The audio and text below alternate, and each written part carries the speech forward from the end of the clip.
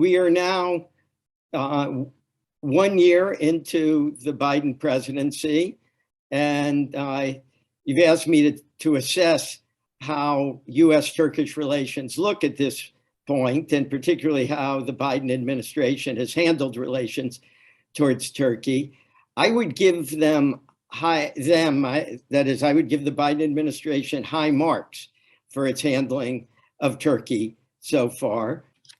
I think we have to look at it perhaps in three different ways: procedurally, atmospherically, and substantively. And procedurally, I think the goal of the Biden administration has been to, quote unquote, normalize the way of handling relations with Turkey. Erdogan got very used to the idea that he could pick up the phone and call the president of the United States and get him on the line anytime he wanted. And the president for Erdogan was the equivalent of the Turkish desk officer. He certainly had this relationship with Trump, and for at least during the first term with Obama. And Biden came in and decided that he was not going to call Erdogan for the first several months. And in fact, the first time he contacted him wasn't until April 23rd. And it's easy to remember that was the day, because it was the day before Armenian Genocide Day, which is April 24th. And the main purpose of Biden's call was really just to tell President Erdogan that for the first time in US history, the president of the United States was going to recognize the genocide of the Armenians. And since then, Biden and Erdogan have met in person twice, in June at the NATO summit, and then again in late October on the margins of the G20. But there has not been the phone call diplomacy that characterized the relations between Erdogan and the past two presidents. And so I think we are handling our relations with Turkey now in a more normal set of procedures: foreign minister to foreign minister, embassy to desk officers, et cetera. So I think that has been an accomplishment. Erdogan has complained a bit about it, and he tried when he was at the UN for the General Assembly to get a meeting with Biden, and complained, he whined really when it was turned down, because really nobody got a meeting except for the president of Iraq, who happened to have been a personal friend based on his many years living in Washington. So I give the Biden administration credit for normalizing things procedurally with Turkey. Atmospherically, again, I would say it's been a good performance. I think the big problem atmospherically coming in to the Biden administration was that Turkey sensed that it had leverage over the United States because of its relations with Russia, and that it could play us off against one another. That is still true to some extent, and I'm not, I wouldn't claim it isn't, but I think the Biden administration has been more willing than its predecessors to keep Erdogan off balance. It started off by being very critical on human rights, particularly focusing on the case of the dissident Osman Kavala and the imprisoned party leader of the primarily Kurdish party, HDP, Selahattin Demirtas. Later on, it took other actions. It had Turkey, or used its influence on the Financial Action Task Force, FATF as it's known, an international grouping that's focused on money laundering and counterterrorism and terrorism financing.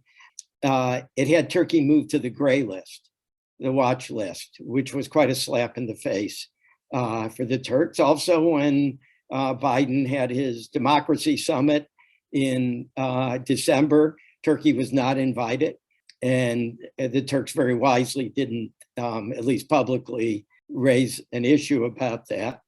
And I think also the MDCA with Greece, the Mutual Defense Cooperation Agreement with Greece, in which the US presence in Greece has been greatly expanded, including at Alexandroupolis, which is hard by the Turkish border.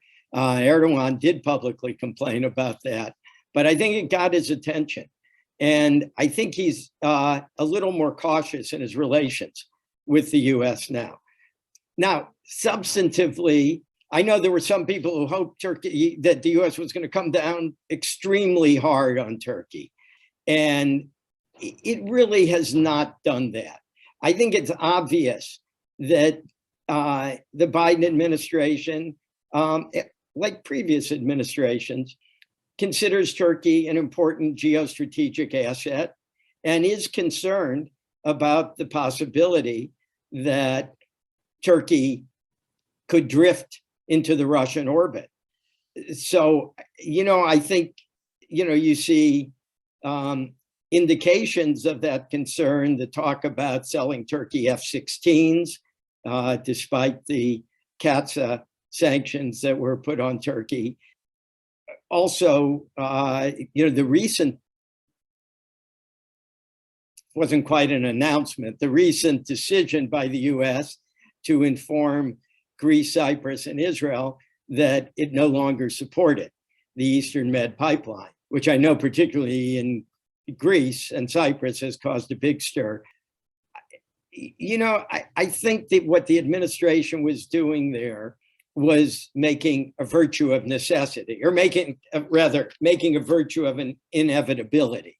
I think it's felt that there was no way this pipeline was ever going to be realized. It was agitating the Turks.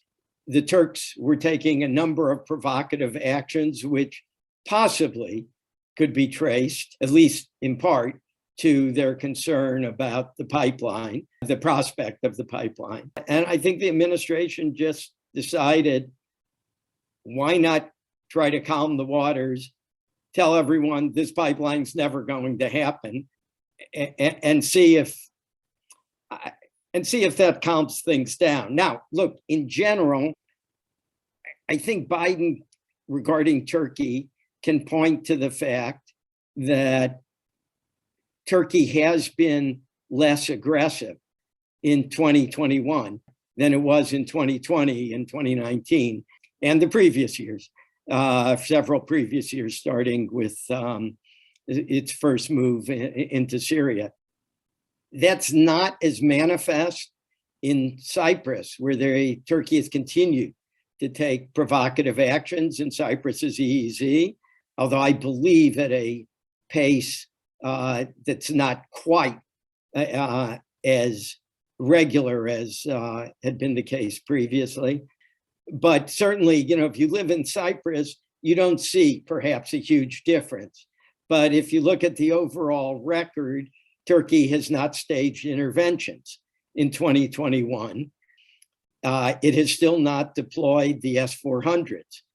I mean, if you're a Turkish taxpayer, you really have to wonder. You spent $2.5 billion for this air defense system that you never deployed, and you lost the prospect of having 100 F-35 fighter jets and participation in the F-35 production program. I mean, it's really got to be, one of the amazing blunders of all time, diplomatically. I think it puts Erdogan in the Hall of Fame of diplomatic blundering on that score.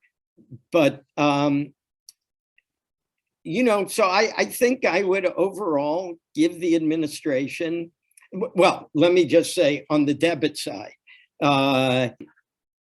Turkey is still a danger in the region. It takes Turkey is still quite a concern in the region. It has not backed off of any its previous positions regarding Libya, regarding Syria, regarding Greece, regarding Cyprus. It also continues to have relations with Russia, although it's a rockier relationship than it was, thanks mainly to Turkey's strong stance on Ukraine. Turkish public opinion remains heavily anti-American. I was just looking at the newest poll from Turkey, Metropol, which puts out a monthly survey, and they had one that just came out, and the United States once again tops the list of countries that Turks consider a threat. 48% of Turks consider the United States their main threat. 5% consider Russia the main threat. 10% consider Israel the main threat. So, these are stunning and not very pleasant figures. And, also, I wrote down these numbers somewhere, but I'm not seeing them immediately. But, another question on that survey was, should the U.S. should Turkey prioritize relations with the EU and the US, or should it prioritize relations with Russia and China? And a plurality of Turks had said they should prioritize relations with Russia and China. And, what I found really striking, people often ask the question, to what extent has Erdoganism, become part of Turkey's DNA? Will Turkey revert to being a far more pro-Western country if Erdogan leaves office? Or, is the opposition now more Erdoganist in view? Well, that's a detailed discussion for another day in depth. But, I was really struck on this poll that among those who support CHP, which is the main or CHP, as they say in Turkish, which is this opposition party, secular party, founded by Ataturk, I believe it was 45% said that Turkey should prioritize the EU and US, and 34% said Russia and China. That's a lot. I also found it striking that among CHP supporters, 70%, by the way, most Turks do say that Turkey should remain in NATO. A decisive majority of Turks, 70% of those 72%, to be precise, of those who support the opposition party say Turkey should remain in NATO. I find it interesting to look at the difference. 72% say remain in NATO, but only 45% say that Turkey should prioritize US and EU. Now, I realize, look, we always have to remember one poll is just one poll. You never know how a respondent can be biased by the way a question is phrased or the context in which it's asked. But, that means that roughly 25% or more than 25% of those who support NATO membership support it strictly for instrumental reasons. And if you follow my logic here. So I pointed out and I focus on the opposition party because I think the opposition party, because of its secularism, is structurally tied to the West. And I think, it would be likely to be a far more loyal NATO partner if it came into power. But, 34% of its supporters say prioritize relations with Russia and China. I think that shows that even if the opposition comes to power, we're going to have a lot of work to do. And of course, Turks in general, I would say across the spectrum, continue to resent US support for the YPG in northeastern Syria, which is a difficult issue. I don't think, well, the Biden administration is basically committed to our remaining and continuing to work with the YPG. And frankly, I don't think we really have any choice because, as we've seen just this past weekend, ISIS is still a big factor in Syria, and it's a reviving factor. So, and the YPG is our best partner there against ISIS. So I certainly don't see us backing off of that relationship, but it's going to continue to be a thorn in the side of US-Turkish relations, a big thorn in the side from the standpoint of US public opinion. Just lastly, maybe one footnote. I don't, when I said that Erdogan has calmed down a bit in 2021, or did calm down a bit in 2021 and into 2022, I don't want to try to give the administration, the US administration, full credit for that.